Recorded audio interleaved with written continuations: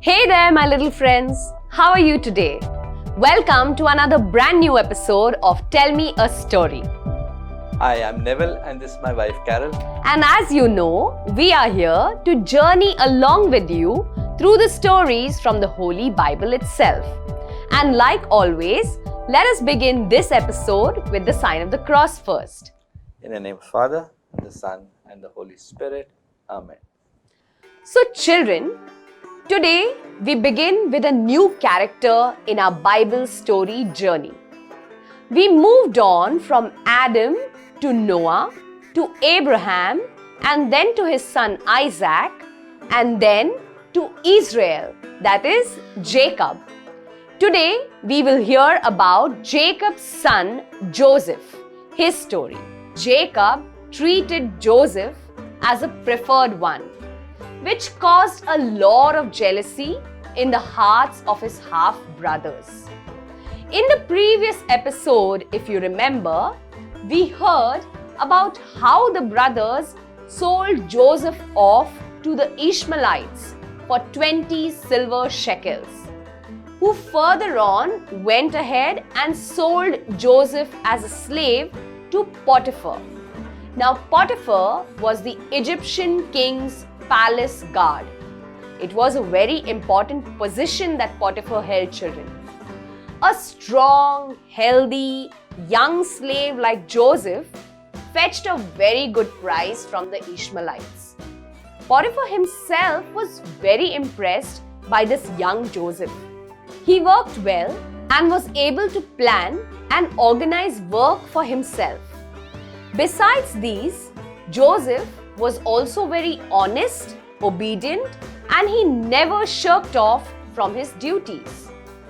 Potiphar made Joseph his own special servant and began leaving more and more of the duties, the household duties, and more responsibilities in Joseph's hands.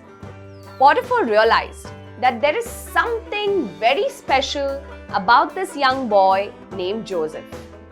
Even though Joseph was far away from home and his family, it was God who was with him.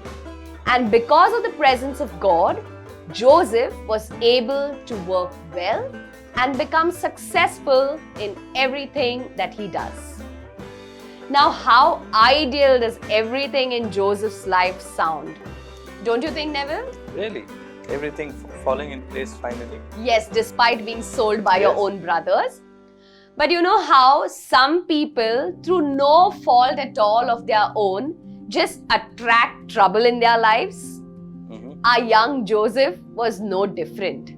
Somehow, trouble always found its way into Joseph's life. And here he was, once again, caught in the middle of it. A twist in this story begins when Potiphar's wife takes a liking to this young and handsome man named Joseph. She tries to persuade him to have a relation with her, while Potiphar is away from home out on official duties. Joseph, as you know, our young, handsome, but obedient and honest boy, never took advantage of this fact. He refused her every time, knowing that his master, that is Potiphar, trusts him. How then can I deceive my master? Besides that, this would be a sin against the God whom I love and serve. Potiphar's wife becomes very furious because she was being rejected, and not all can stomach rejections well. So, she starts filling her husband's ears with lies. She turns the story around and tells her husband Potiphar that it is Joseph who tries to make advances towards her. Now, like every good husband, Potiphar too is furious, he's angry. He immediately orders for this Joseph to be imprisoned. Again, Joseph is held in captivity.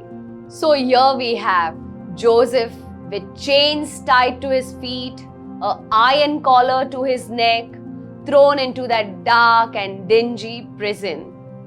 Now imagine that, again into trouble. So, Carol, Yes, Joseph seems to be having trouble after trouble. he does, definitely. And what is here to come now? I mean, is he having a good future? Well, Neville, I understand your questions because we see a series of wrongdoings that happened to Joseph's life. But you have to have some patience because Joseph's life is nothing less than a twisted Bollywood movie, don't you think? Really? But don't worry, God was with him even in those dark times. And you must believe me when I say that Joseph's life is going to take a 360-degree turn. His future is very bright, no matter how dark that prison is. Do you want to know how bright his future is?